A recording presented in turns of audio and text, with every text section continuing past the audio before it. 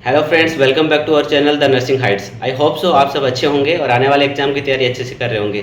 बहुत सारे एग्जाम के नोटिफिकेशन रिलीज हो चुके हैं और आप सबको अपनी मेहनत पर अब ध्यान देना है। कंसिस्टेंसी जरूर ही मेंटेन करनी है। बिना कंसिस्टेंसी के आप देखो अपने टारगेट तक नहीं पहुंच पाओगे। ठीक है, सफलता की कड़ी को कंटिन्यू करते हुए हम एक और टॉपिक इंपॉर्टेंट लेके आए हैं आपके सामने, जिसपे हम आप डिस्कस करेंगे।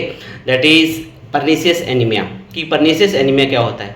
देखिए, परनीसियस एनीमिया को समझने से पहले आपको एनीमिया का थोड़ा सा पता होना चाहिए। ठीक है, कि एनीमिया क्या है। आरबीसीज की क्वांटिटी और क्वालिटी में अगर कमी आती है उसको हम एनीमिया बोलते हैं। अब इसके वर्ड के नाम आगे जुड़ा परनीसियस एनीमिया। तो परनीसियस का मतलब ये होता है कि जब हमारी बॉडी में इंट्रेंसिक फैक्टर का अब्सेंस हो जाना या कम पाया जाना। ठीक है, जब इंट्रेंसिक फैक्टर का अब्सेंस पाया जाना जिसकी वजह से विटामिन B12 का एब्जॉर्प्शन नहीं होता। अब बात ये आती है कि इंट्रेंसिक फैक्टर क्या है, इसका इंट्रेंसिक फैक्टर से क्या रिलेशन है परनीसियस एनीमिया का। देखिए, इंट्रेंसिक फैक्टर होता है हमारी स्टोमक की जो लाइनिंग होती है या हम कहें कि पैराइटल सेल से रिलीज होता है। और इंट्रेंसिक फैक्टर क्या करता है, विटामिन B12 के एब्जॉर्प्शन में हेल्प करने का काम करता है। अगर इंट्रेंसिक फैक्टर नहीं होगा तो विटामिन B12 का एब्जॉर्प्शन नहीं होगा। अब विटामिन B12 का एब्जॉर्प्शन नहीं होगा तो विटामिन B12 की वजह से जो आरबीसी फॉर्मेशन होता है वो नहीं हो पाएगा। ठीक है, और आरबीसी फॉर्मेशन नहीं होगा तो ऑलरेडी क्या होगा कि आरबीसी की क्वालिटी और क्वांटिटी में कमी आएगी, जिसकी वजह से क्या देखने को मिलेगा, एनीमिया देखने को मिलेगा। तो बेसिकली क्वेश्चन डेफिनेशन से यही पूछ सकते हैं आपसे कि ऐसा कौन सा एनीमिया है जिसकी वजह से इंट्रिंसिक फैक्टर की डेफिशिएंसी से देखने को मिलता है या विटामिन B12 की डेफिशिएंसी से देखने को मिलता है। तो दोनों का आंसर क्या जाएगा आपको, pernicious anaemia which lead to the that is caused by due to the absence of intrinsic factor that resulting in vitamin B12 deficiency. Right, अब बात करते हैं हम कॉजेज ऑफ परनीसियस एनीमिया। सबसे पहले बात करेंगे कॉजेज की, तो सबसे पहले आता है कंजेनाइटल कॉजेज।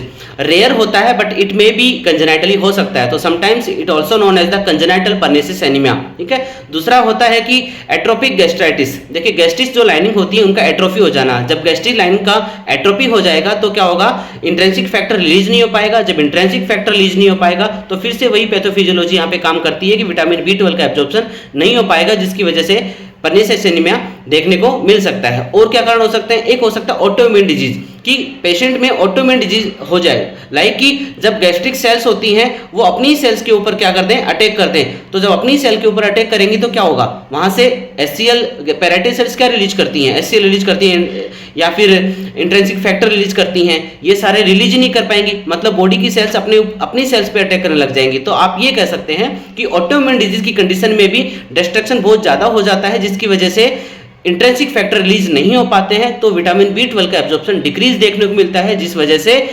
परनीसियस एनीमिया है वो हो सकता है। अगर हम बात करें कि रिस्क फैक्टर क्या हो सकता है, कि किन लोगों में ज्यादातर चांसेस हो सकते हैं आने के। एक बार एग्जाम में एक क्वेश्चन पूछा गया है, which people more prone to develop pernicious anaemia. तो ऑलवेज रिमेंबर दैट कि वेगन डाइट पीपल जो होते हैं, वो जो पर्सन या जो लोग हमेशा सिर्फ प्लांट रिसोर्सेज खाते हैं, पेड़ पत्तों या ऐसी चीज़ें फ्रूट्स खाते हैं, मतलब खाना वाना नहीं खाते हैं, ओनली प्लांटेड रिसोर्सेज डाइट लेते हैं, उन लोगों में ज़्यादातर चांसेस हो सकता है परनीसियस एनीमिया। तो उनको बोला जाता है वेगन डाइट पीपल। तो हमेशा याद रखना है, जो वेगन डाइट्स पीपल होते हैं उनमें ज़्यादातर चांसेस होते हैं किसके, परनीसियस एनीमिया होने के, क्योंकि उन लोगों अच्छे से पूरा विटामिन B12 वाली डाइट नहीं ले पाते हैं, इस वजह से ये देखने को मिलता है। अगर बात करें हम सिम्टम्स क्या हो सकते हैं, तो देखिए सिम्टम में बात करें तो नॉर्मल जो एनीमिया के सिम्टम आने हैं, लाइक कि वीकनेस, फटीग होना, पेल स्किन होना, ये सारे के सारे लॉस ऑफ एपिटाइट होना, ये सारे के सारे सिम्टम हमें इसमें देखने को मिल सकते हैं। लेकिन परनीसियस एनीमिया लेट स्टेज में जाके CNS को अफेक्ट करता है, सेंट्रल नर्वस सिस्टम को अफेक्ट करता है। तो उस कंडीशन में जाने के बाद लेट स्टेज में कंफ्यूजन जैसे शॉर्ट टर्म मेमोरी लॉस, ये सब सिम्टम पेशेंट में आने को मिल सकते हैं। तो ये सारे के सारे क्या आपके सिम्टम्स हैं।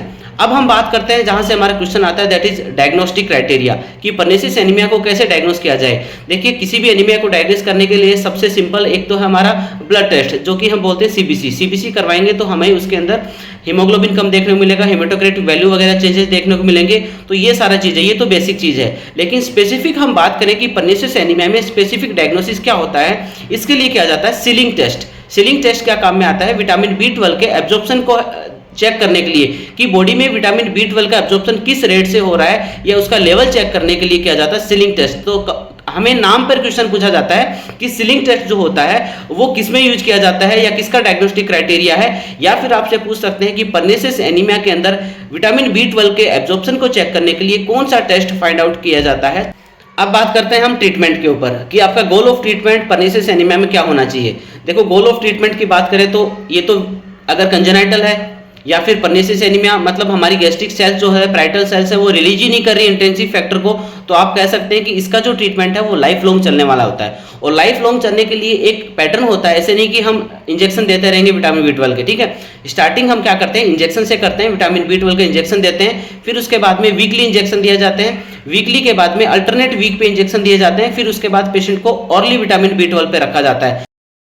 और अगर क्वेश्चन आता है कि परनीसियस एनीमिया के पेशेंट को कौन सा डाइट देना है, कौन कौन से ऐसे डाइटरी पैटर्न है जो फॉलो करने हैं, या हम कहें कि विटामिन B12 फुलफिलमेंट वाली डाइट कौन सी होती है, तो always remember that vitamin B12 के रिसोर्सेज जो होते हैं वो होता है, बेस्ट होता है रेड मीट लाइक चीज एंड मिल्क प्रोडक्ट, ये सारे होते हैं विटामिन B12 रिसोर्सेज डाइट। तो आई होप सो आपको हमारा ये टॉपिक पसंद आया होगा। चैनल को लाइक कीजिए, सब्सक्राइब कीजिए, कमेंट्स करना ना भूलें। Thank you so much.